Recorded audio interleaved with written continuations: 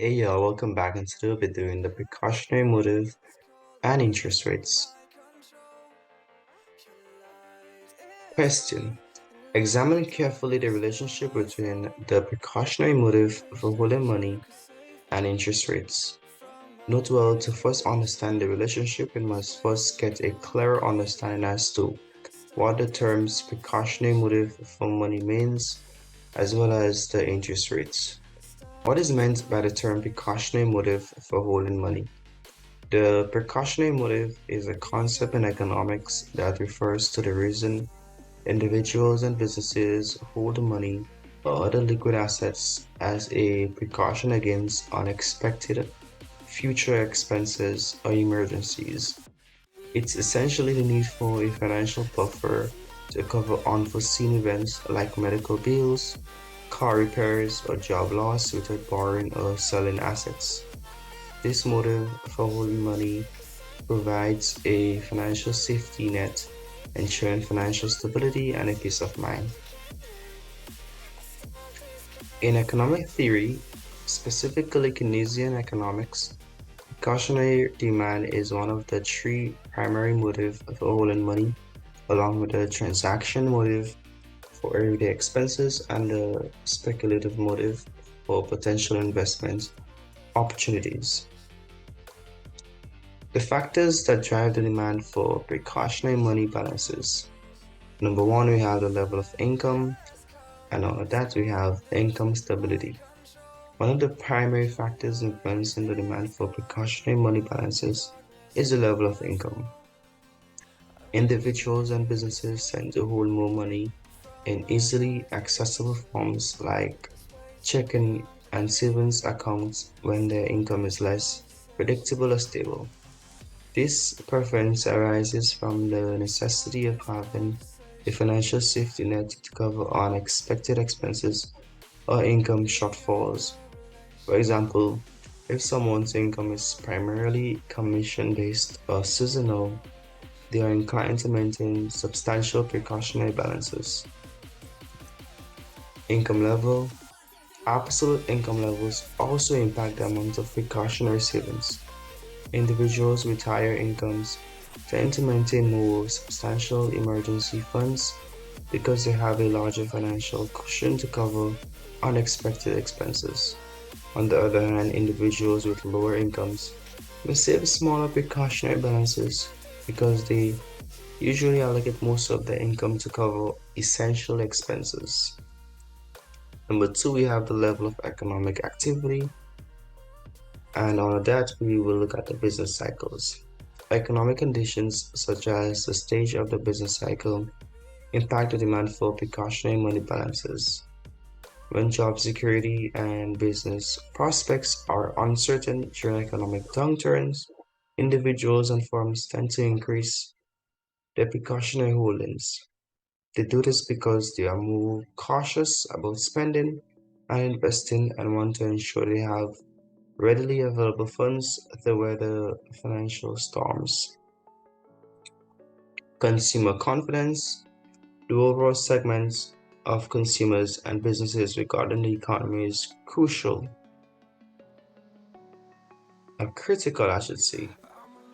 When people are optimistic about the economy, they may reduce their precautionary balances because they anticipate fewer financial hardships. Conversely, in times of economic pessimism, precautionary balances tend to rise as people expect more challenging financial circumstances. Number three, the availability of credit and the level of interest rates. Interest rates. The level of interest rates offered by financial institutions affects the demand for precautionary money balances. When interest rates are high, the opportunity cost of holding a significant amount of money in non-interest-bearing accounts becomes more pronounced, leading individuals to reduce their precautionary balances and opt for investments or savings in interest-bearing assets. Conversely, when interest rates are low, the cost of keeping money in non-interest-bearing accounts is lower, so individuals and businesses may maintain more substantial precautionary balances. Availability of credit. The ease of access to credit, such as credit cards or lines of credit, can also influence the demand for precautionary money balances. When credit is readily available, people may be less inclined to hold significant precautionary balances, as they can use credit as a safety net during unexpected expenses. However, when credit is tight or less accessible, individuals and businesses are more likely to maintain more substantial precautionary balances to cover unforeseen financial needs, as they cannot rely on credit as readily. What is meant by the term interest rates? Interest rate refers to the cost of borrowing money or the return earned on savings or investing money. These rates are expressed as a percentage and reflect the compensation a lender receives for providing funds or the cost a borrower incurs to access those funds. There are two types of interest rates. We have nominal interest rates, which are the interest rates encountered in everyday financial transactions. Banks and lenders quote these rates, which apply to loans, bonds, and savings accounts. These rates represent the actual cash flow received or paid on an investment or loan without considering the effects of inflation. On the other hand, real interest rates account for inflation, reflecting the actual purchasing power of your money. What's the relationship between precautionary demand for money and interest rates? An inverse relationship exists between the interest rate and the demand for money held for financial precaution. As interest rates rise, the opportunity cost of keeping non-interest bearing money increases, causing a decrease in the precautionary demand for money. Conversely, when interest rates fall, the opportunity cost decreases and individuals or businesses are more inclined to hold additional money for safety or unforeseen expenses. Additionally, people's expectations about future interest rates, their income, and financial stability also significantly influence the amount of money they hold for safety or unforeseen expenses. In the context of the precautionary motive for money, we assume that in the short run, the amount of money held for future contingencies or expenses is unlikely to change significantly due to fluctuations in interest rates. As a result, precautionary demand for money exhibits limited responsiveness to changes in interest rates. According to Keynes, the demand for money for both transaction and precautionary purposes is relatively insensitive to changes in interest rates.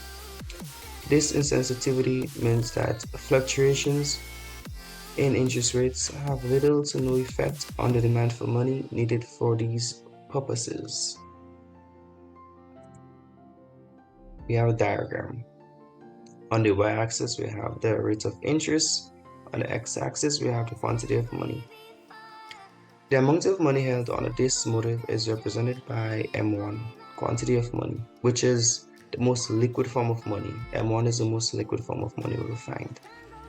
It's a function of L1, the level of income, and is represented as or expressed as M1 being equal to L1. Explanation: the graph shows the precautionary motive is unresponsive as interest rates changes. Note that in figure 27.2, precautionary demand is inelastic with respect to the rate of interest. Overdrafts, credit card facilities, and automatic teller machines have reduced the demand for these balances in recent times. The precautionary and transactionary demand for money are not likely to change in the short run. They are also unresponsive to interest rates charges.